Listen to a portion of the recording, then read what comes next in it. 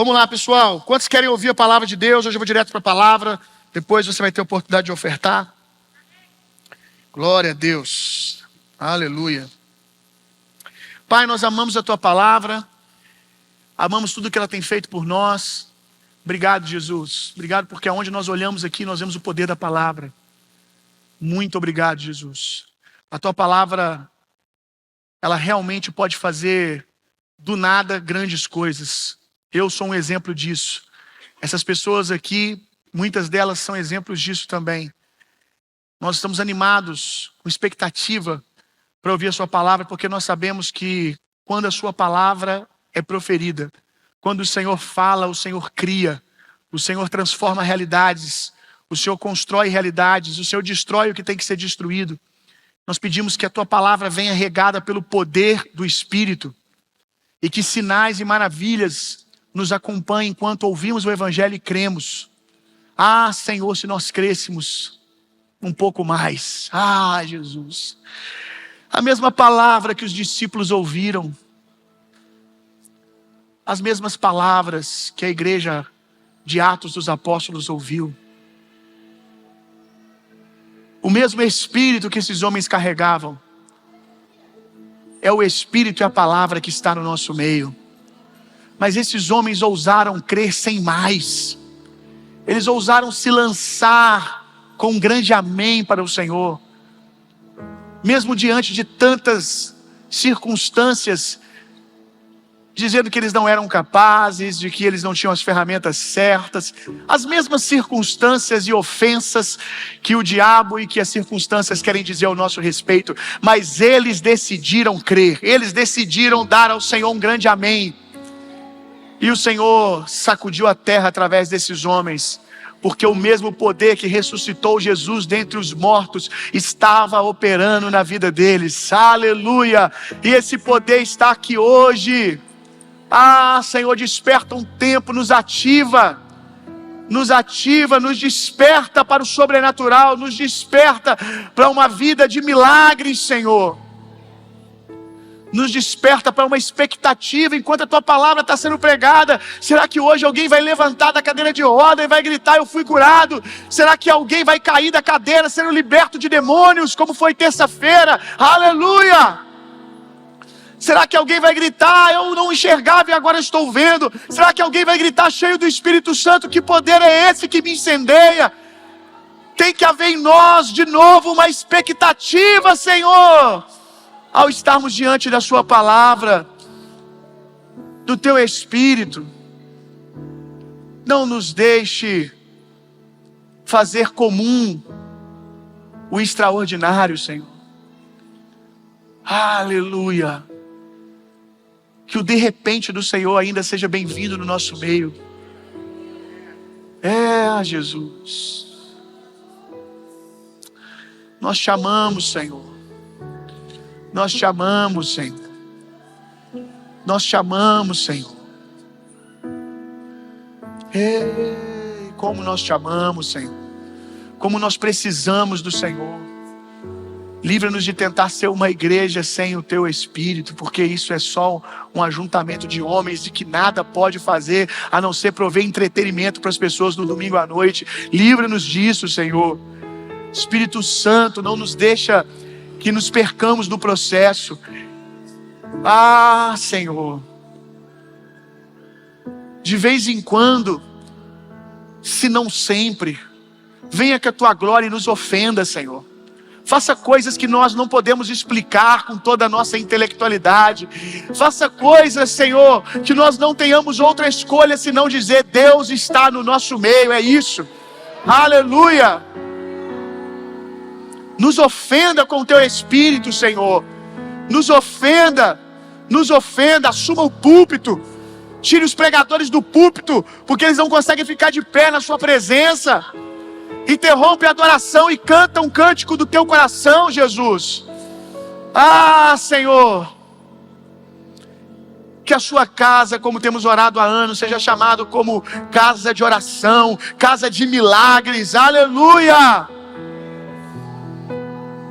Eu estou todos os dias lutando 2 guerras para perseguir a sua presença e para não me acomodar, Senhor. Eu quero todos os dias mais do Senhor, mais do Senhor. Ei, Jesus, nós chamamos. Abra sua Bíblia comigo lá em Eclesiastes, capítulo 7, verso 2.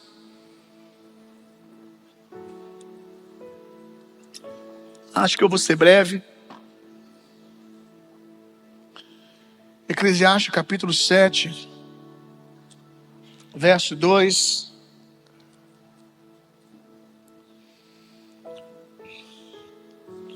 Chegou a hora de, como pastor de vocês, falar sobre o que nós passamos alguns dias atrás. Para quem não sabe, nós tivemos alguns dias difíceis. Estamos ainda saindo desse lugar, onde nós perdemos o nosso amado diácono José. Diácono José, para vocês, e meu grande amigo, irmão de sangue para mim, com quem eu construí muitas das coisas que vocês estão desfrutando hoje. E eu quero falar algumas coisas que Deus me ensinou e tem me ensinado no meio do luto. Eclesiastes capítulo 7, verso 2. E aqui talvez esteja a resposta do porquê, depois de 2 semanas, eu volto no assunto. Eu sei que alguns de vocês preferem não vamos falar sobre isso, mas não é isso que a Bíblia nos ensina. Por vezes Deus nos chama para o desconfortável. Por vezes Deus nos chama para dentro do fogo, porque por vezes Ele se revela dentro do fogo. Amém? E aqueles que não querem desconforto também não podem se encontrar com o 4º homem da fornalha. Eclesiastes capítulo 7, verso 2. Mais vale aí uma casa com luto do que ir a uma casa em festa. Porquanto este é o fim de todo ser humano, e deste modo os vivos terão uma grande oportunidade para refletir. Mais vale ir em uma casa em luto do que ir em uma casa com festa. Mais vale, diz o Senhor, dias como esse que nós estamos vivendo, do que os dias com as nossas melhores festas de conferência. É preciso muita confiança em Deus para dizer isso e para esperar receber em dias assim. Mas é porque o homem natural, ele não pode fazer isso. Nós podemos, meu irmão. Nós podemos. E no meio dessa casa em luto, eu senti domingo passado, e eu não tenho todas as explicações do porquê, os mistérios de Deus, que no meio desse luto, Deus está despertando um mover novo e grandioso na vida da nossa igreja. Eu senti Deus nos chamando para as primeiras obras, no sentido de um estilo de vida sobrenatural que já tivemos mais forte nessa casa. Domingo passado, meu Deus, que ambiente de glória estava no nosso meio. E eu estava falando com Jesus. Que lindo, o José fez tanto por mim em vida, e de alguma maneira, até na hora de ir embora, ele deixou algo. Talvez ele foi uma semente que está florescendo agora. Por quê? Eu não sei, não tenho todas as respostas. Abra sua Bíblia comigo lá em Gênesis capítulo 5. Quero falar algumas coisas que eu aprendi, que eu quero dividir com vocês, que eu tenho refletido. Eu me lembro que Gênesis capítulo 5, verso 24. No segundo dia de dor, e foi uma dor que sinceramente eu nunca senti na minha vida, a Natália estava falando comigo: amor, para você é tudo muito novo, porque eu nunca perdi alguém tão próximo, perdi parentes, mas que eu não tinha tanto convívio quanto eu tinha com o José. Então foi assim, a minha primeira experiência com a morte de alguém que eu tinha laços profundos mesmo. E no segundo dia, a Natália perguntou se eu queria conversar. Eu falei: amor, eu não quero conversar agora, eu só quero que você entenda uma coisa: eu quero ficar na casa do luto agora. Eu quero ficar nesse lugar, porque eu não extraí ainda tudo que Deus pode me ensinar. Eu quero aprender com o Senhor no meio desse tempo. Existem louvores que você só pode entregar ao Senhor em dias assim. Você não, graças a Deus, não vai ter muitas oportunidades na vida para poder louvar o Senhor em dias como esse. Então são dias únicos para você mergulhar profundamente no Espírito, adorar o Senhor. E aí eu fiz isso de maneira muito intencional nos primeiros dias. E como Deus falou comigo. Primeira coisa que eu quero compartilhar com vocês, Gênesis 5:24. Enoque andou sempre em comunhão com Deus e um dia desapareceu, porquanto Deus o arrebatou. Nosso amado irmão José não foi arrebatado de corpo, alma e espírito como Enoque foi, que foi tomado e o seu corpo desapareceu. Mas José andou com Deus. Meu Deus, como esse cara andou com Deus, meu irmão. Que coração incrível meu amigo tinha. Talvez um dos corações mais puros, se não o mais puro que eu já conheci de perto. Um homem profundamente apaixonado por Jesus e mais nada. Nem mesmo as oportunidades dos holofotes de uma igreja em crescimento, tantas oportunidades para assumir plataformas, ganhou o coração do José um só dia. Ele sempre quis servir pessoas e amar pessoas e isso, ser um diácono cheio do Espírito Santo. E o José andou com Deus e Deus o tomou. Levou para si. Como eu disse nas minhas redes sociais, não tem outro lugar para eu encontrar resposta, senão de que o Senhor decidiu ouvir as orações que tantas vezes Ele dividiu comigo. Às vezes nós estávamos juntos conversando e ele falava assim, cara, vou falar do jeito que ele falava e se alguém ficar chateado, me perdoe, mas é como ele falava. Poxa, viado, eu não estou aguentando mais, cara. Tem hora que dá vontade de meter o pé daqui. Tem hora que dá vontade de meter o pé. Tem hora que eu fico pensando em orar para Jesus me levar. E ele falou isso muitas vezes, de várias maneiras. Foi um homem sempre preparado para se encontrar com Jesus. E a maneira que ele se foi, o José ele teve algo como um mal súbito. Entrou para o chuveiro para tomar banho. E literalmente, de repente, ele faleceu. Rápido, pum. Caiu, desacordado. E foi estar com o Senhor. E aí, o Senhor falou comigo que nós falamos tanto sobre Enoque, né? Nós falamos tanto sobre Enoque, sobre ser arrebatado. E quando alguém simplesmente vai para o Senhor, nós nos vemos em crise. Nós nos vemos angustiados. Será que nós estamos prontos para que Deus responda às nossas orações apaixonadas quando estamos sendo cheios do Espírito Santo? Quando a gente está num ambiente de glória. Ah, Senhor, eu quero como Enoque. Enoque andou com Deus e Deus o tomou. Me toma, Senhor. Será que a gente realmente está pronto para isso? Talvez você diga, mas o José não foi tomado por Deus como Enoque, Bill. Não, mas ele subiu aos céus como Enoque. De repente, o nosso problema é que, o nosso problema com a morte, muitas vezes, é nós não temos explicações. E deixa eu te dizer uma coisa. Se você fosse da família de Enoque, mesmo que Enoque subisse aos céus arrebatado, a mesma ofensa que você sente quando alguém morre, você ia sentir também. Porque igualmente você não teria explicações. Principalmente se você não viu Enoque sumindo. Imagina que loucura, gente. Fiquei pensando, viaja comigo aqui nos dias de Enoque. Alguém deve ter visto Enoque subir aos céus, ou chegar a essa conclusão, porque ninguém achou o cara, entrou para orar e de repente abriu e ele não estava lá. Mas não há explicações. E o que muitas vezes nos ofende no luto, é porque Deus não nos dá explicações. O que muitas vezes a morte nos ofende, é porque ela ofende esse lugar de controle que nós queremos ter.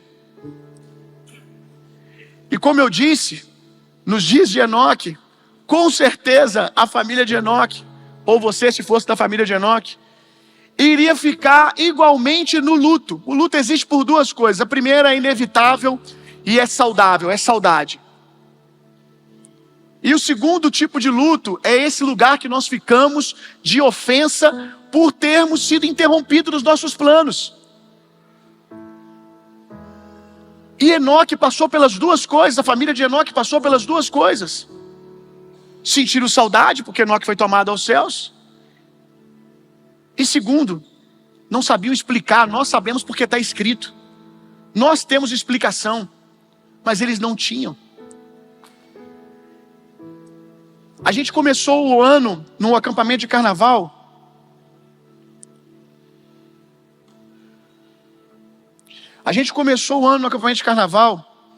E eu lembro que teve um momento lá que eu virei e falei assim: sinto que Deus vai nos ensinar muito. Quem estava lá vai lembrar. Eu parei assim do nada no meio do mover de Deus. Depois do culto, acho que foi o Elbert que pregou.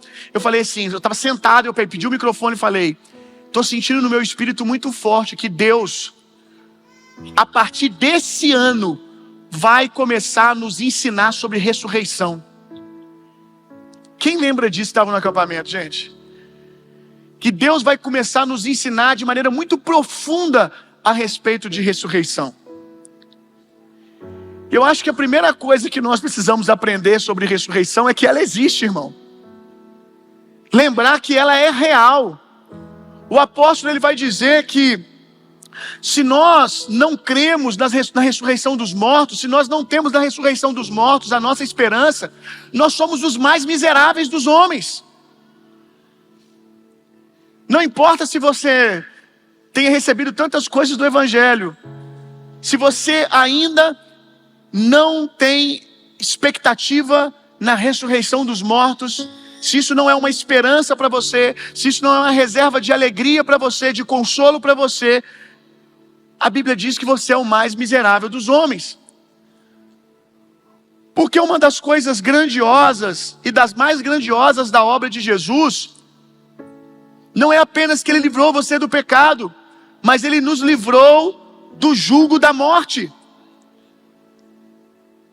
Se a morte ainda nos afronta, se a morte ainda nos desequilibra, e eu não estou dizendo que a morte de alguém não vai lhe trazer dor, nós vamos falar disso daqui a pouco.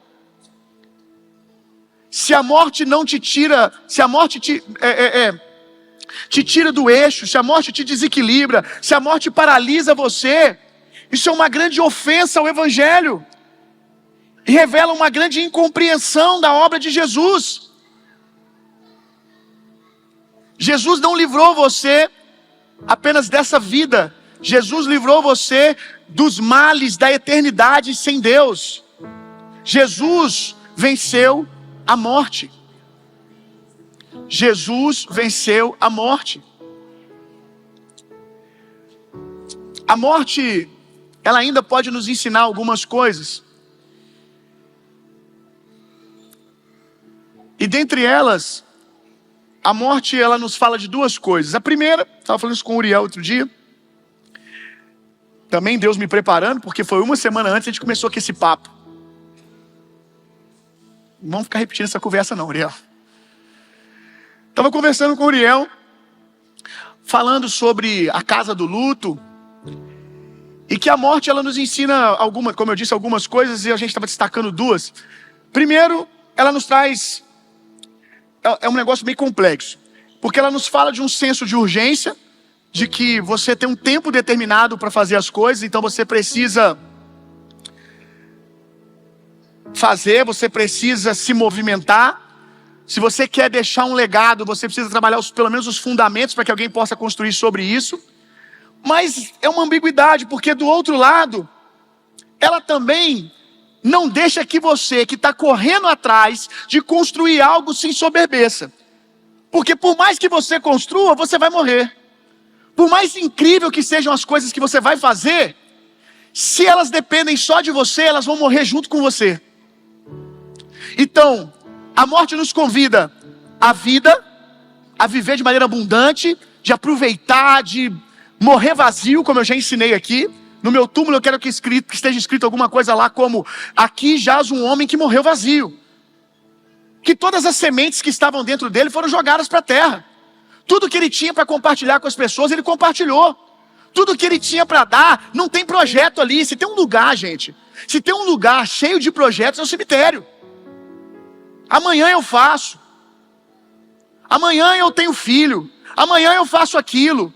E muitas das vezes, eu respeito algumas coisas que fazem parte de planejamento. Mas algumas coisas, gente, que vocês fazem, que vocês chamam de projetar, é pedir licença para Mamon. Quando o Mamon deixar, quando o dinheiro deixar, eu faço. Quando o Mamon autorizar, eu tenho filho. Quando o meu dinheiro dizer ok, eu vou. Não, nós não somos desses, nós andamos por fé, meu irmão. A fé não é irresponsável, mas ela também não fica pedindo licença para Mamon não, irmão. E aí, tá ali, gente enterrada com um monte de projeto, com um monte de coisa que falou que ia fazer e acontecer. E eu não quero que o meu fim seja assim, eu acho que você não deveria também. Que você coloque tudo para fora. Todos os projetos, o ministério que Deus deu a você, a geografia que Deus deu a você, que você decida viver abundantemente. Então a morte nos faz um convite para viver uma vida abundante, mas ao mesmo tempo, ela nos traz uma mensagem: não estufa o peito e ergue o nariz. Não se ensoberbeça, porque por mais incrível que você for, você vai morrer. Você vai ter o fim de todos.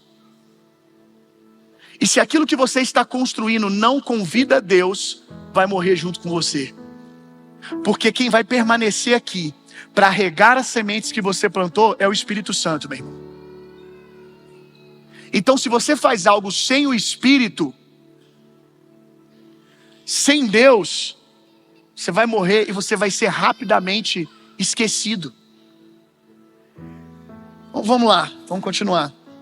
Hoje não vai ter muita lógica não, tá? Tipo assim, pontos corretinhos, não espere isso.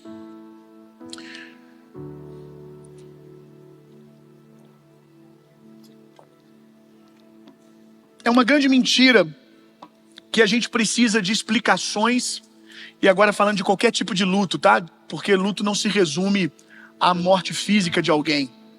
Às vezes o luto é de um projeto que você deu uma vida naquele projeto, que tem o seu tempo, o seu sangue, anos ali, e morreu.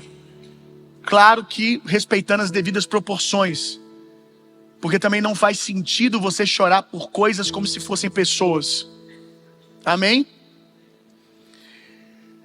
Deus não precisa lhe dar explicações para lhe consolar. A promessa para o consolo não é: eu lhe darei todas as explicações. Não. A promessa de Jesus é: eu estarei contigo todos os dias. O meu Espírito estará com você todos os dias. A promessa não é: eu lhe explicarei tudo sempre. Até porque tem coisas que nós queremos entender que não, a resposta não faria nenhum sentido para te trazer a alegria que você está achando que quando você tiver a resposta você vai ficar feliz, você vai ficar satisfeito. Até porque a sua dor não é pela falta de resposta. É como eu disse, você foi ofendido, saudade, alguma coisa nesse sentido. Mas o consolo, ele não vem com as respostas. O consolo é a presença. O consolo não é Deus te dizendo tudo nos mínimos detalhes. O consolo é Deus estando com você. E por vezes, pela vontade exagerada de ter as respostas, nós perdemos a presença. A inquietação de ficar perguntando frequentemente o porquê te faz não perceber a presença. Deus está com você. A promessa foi: se você passar pelas águas e pelo fogo, na verdade é quando, né? É quando, não é nem se. o que nos diz que vai acontecer. Quando você passar pelas águas e pelo fogo, eu estarei contigo. E nós precisamos ter a fé que a presença dele é capaz de nos consolar. Que a presença dele é capaz de nos apoderar e de nos preencher em dias onde nós perdemos alguém. Amém?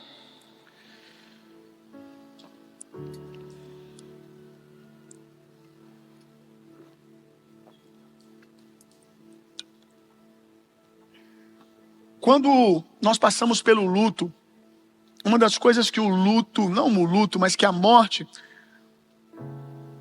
às vezes quer trazer com o trabalho do diabo, aproveitando o momento, aproveitando aquele dia mau, é trazer a ofensa no nosso coração. E não é a ofensa no coração contra o outro, é a ofensa no coração contra Deus. O que tem de gente ofendida com Deus, porque Deus não deu explicações, porque um plano foi interrompido. Eu estou com raiva de Deus. E aí eu te faço uma pergunta: como ter raiva? Como faz sentido você ter raiva de um Deus que em tantas outras vezes demonstrou a sua bondade e o seu amor para com você, meu irmão? Um dia que você não tem explicações, é para você, justificativa para você se ofender com Deus. Por acaso o luto te deu amnésia? E você se esqueceu a bondade de Deus que você já provou centenas de vezes antes de você chegar no dia mau? Por acaso não lhe é suficiente toda a bondade, o amor de Deus que já te alcançou?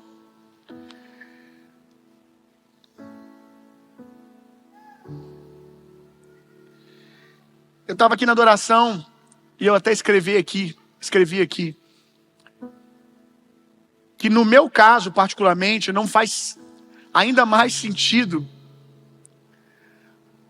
eu me ofender com Deus pela perda do nosso irmão José. Porque o José, se não fosse o amor de Deus, igualmente eu, se não fosse o amor de Deus que o alcançou em um dia quando ele estava lendo a sua Bíblia, lendo uma Bíblia, drogado, usando maconha, cismou de pegar a Bíblia para ler, e ali começou um processo de conversão, fumando maconha e lendo a Bíblia. Se não fosse o Deus Salvador que se apresentou a ele naquele dia e o resgatou, até que um dia ele lendo a Bíblia, ele falou assim: eu vou procurar um pastor. Começou a andar na cidade procurando uma igreja aberta, e quando ele encontrou, ele entrou na igreja metodista de Benfica, foi lá no pastor Fernando, que era meu pastor na época, e falou assim: me fala sobre Jesus. Me ensina sobre Jesus, porque eu estou lendo a Bíblia e eu quero entender mais sobre Jesus. Naquele dia ele ouviu o plano de salvação, se rendeu a Jesus e foi salvo. Se não fosse aquele dia, o José teria morrido antes. Vivendo o tipo de vida que ele estava vivendo, ele teria morrido antes. E de fato já estava morto. Já estava morto, meu irmão. Se você não nascer de novo da água e do Espírito, se você não nascer de Jesus, você parece que está vivo, mas está morto. Porque você está condenado à morte espiritual, que é viver eternamente separado de Deus. Então, como me ofender com um Deus que me tirou da morte? Que se não fosse Ele, eu também já não estaria aqui. Abra sua Bíblia comigo. Salmos 46, verso 4. Enquanto você abre, uma outra coisa que eu preciso te dizer é que é possível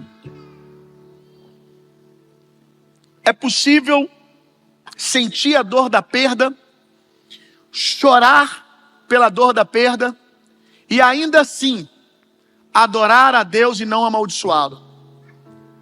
A gente acha que é impossível, que é aceitável diante da dor você amaldiçoar Deus, você murmurar.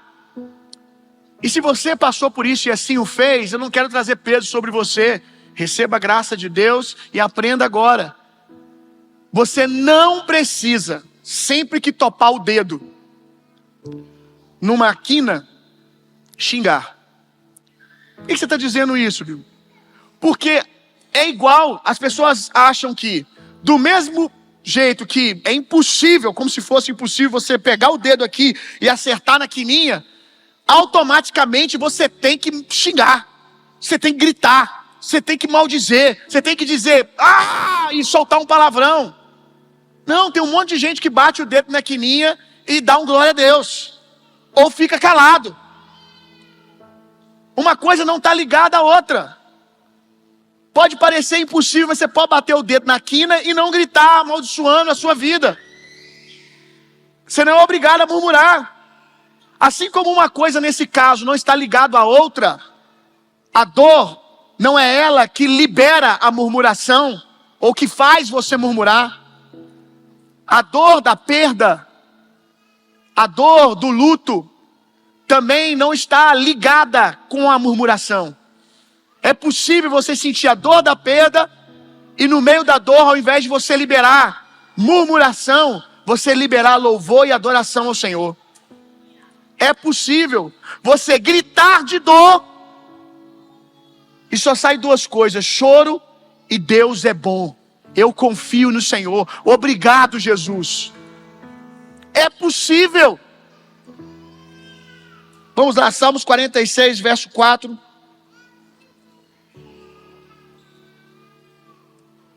Há um rio cujos canais alegram a cidade de Deus, o santo lugar onde habita o Altíssimo. Vamos ler outro texto, João 7, verso 38.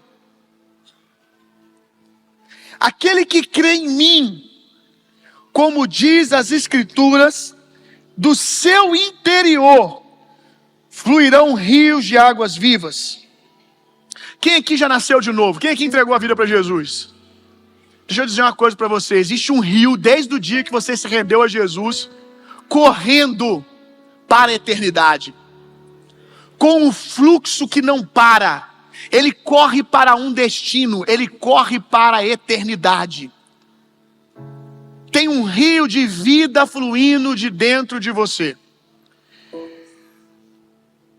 As pessoas que morrem no luto, que se perdem no luto, elas não morrem por causa do luto, da morte que está fora em si. As pessoas que morrem no luto, elas morrem porque a morte que já estava dentro delas se encontra com a morte externa. E aí é morte demais para ela suportar. Vou te dar um tempo para você pensar no que eu estou dizendo. As pessoas que morrem, que findam diante do luto, que se perdem para sempre, elas não se perdem por causa da morte que está fora. Elas se perdem porque a morte que está dentro delas há muito tempo se encontra com a morte que está fora. E aí é morte demais para elas aguentarem.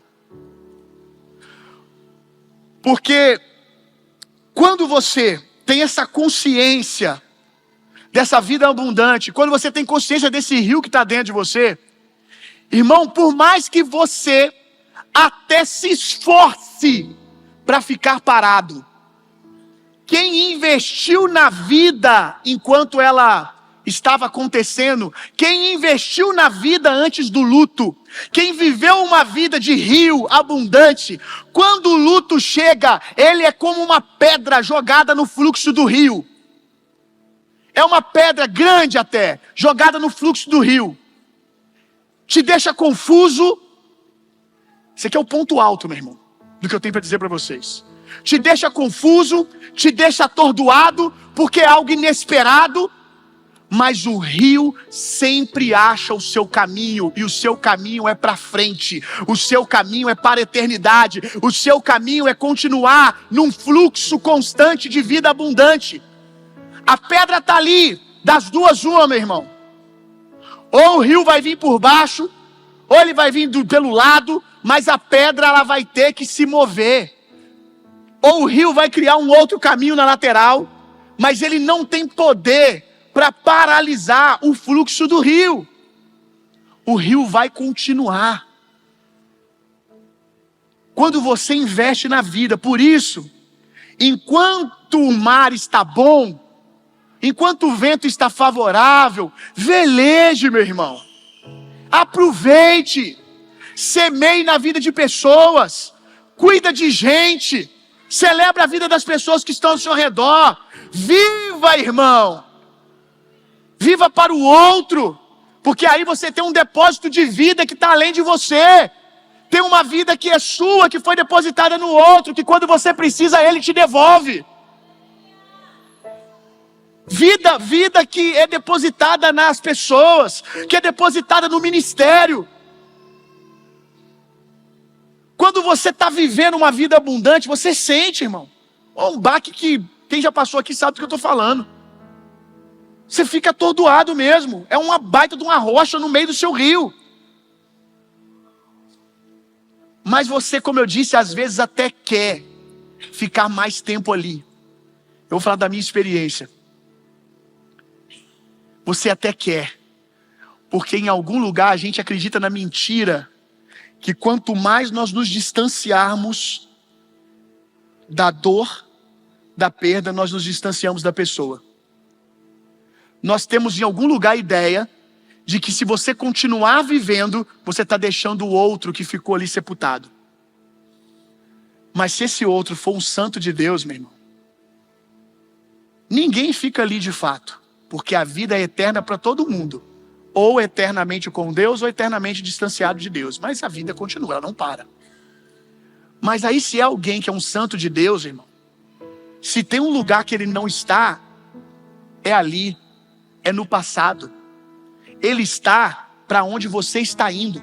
Então se você quer se encontrar, se você quer continuar se lembrando, se você quer continuar convivendo com o legado, com a boa saudade de alguém que você perdeu, que é um santo de Deus, não é parando ali que você respeita essa pessoa, é indo, porque ela está à frente, ela não está atrás. Então você tem que continuar. E aí, como eu disse, você quer ficar ali mais um pouquinho, aí sabe o que acontece? Você está no sofá, lembrando, que é um negócio muito estranho, porque ao mesmo tempo que é doloroso, é bom. Você ficar lembrando das memórias, dos momentos, né? Você quer ficar se apegando àquilo, como eu disse, como se a pessoa só estivesse ali, naquele lugar. Mas aí você está ali, de repente, o seu luto é interrompido por uma criança que vem correndo e pula no seu colo e fala, vamos brincar, papai? É um telefone que toca, alguém precisando de você. É a vida que você investiu antes, continuando a florescer. É a sua esposa que ficou, é o seu esposo, é a igreja, te convidando a prosseguir, porque como eu disse, é um rio que toca para frente. Amém? Glória a Deus.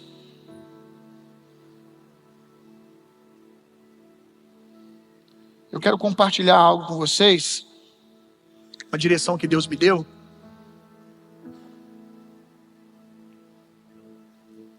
Tá pronto aí, Galo?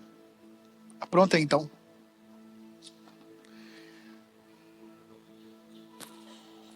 Uma coisa que vocês não sabem, que eu não tive o privilégio de participar, Deus não me deu esse presente, seria uma linda memória para se ter com os meus irmãos de caminhada, foi que quando o Zé faleceu, quando a esposa dele encontrou ele lá, caído no chuveiro, ela rapidamente ligou para nós, a liderança da igreja. E a liderança da igreja inteira, todos os ministros da igreja, correu para lá. Pegaram José, colocaram sobre a cama e viveram um momento lindo, meu irmão. Por 1 hora. E eu lá em São Paulo, que eu estava indo para o zoológico com meu filho em São Paulo, fui pregar lá e tirar um tempo para estar com meu filho no zoológico, a Natália. E aí, quando eu estava indo para o zoológico, o telefone tocou. Aí eu fiz a volta, comecei a voltar para Juiz de Fora, a volta mais longa da minha vida. Nunca mais vou gastar tantas horas vindo de São Paulo como foi. E enquanto eu estava voltando, os ministros compartilhando que eles estavam ali, com as mãos colocadas sobre o José. Não foi 5 minutos, não foi 10 minutos, Por mais de 1 hora, eles ficaram clamando por ressurreição e para que ele ressuscitasse dos mortos. Galoso na adoração, pegou o violão lá, vamos adorar. Galoso adorando, eles orando em línguas e orando pelo José. Vamos, José, volta, volta, volta, volta. Repreendendo a morte, clamando por ressurreição, citando passagens bíblicas de ressurreição. E talvez você veja alguma vergonha em não dizermos para você que o José ressuscitou. Mas eu quero dizer que poder de ressurreição foi liberado porque a fé deles cresceu, meu irmão. Eu me lembro que, já contei aqui, que no seminário um dia eu estava...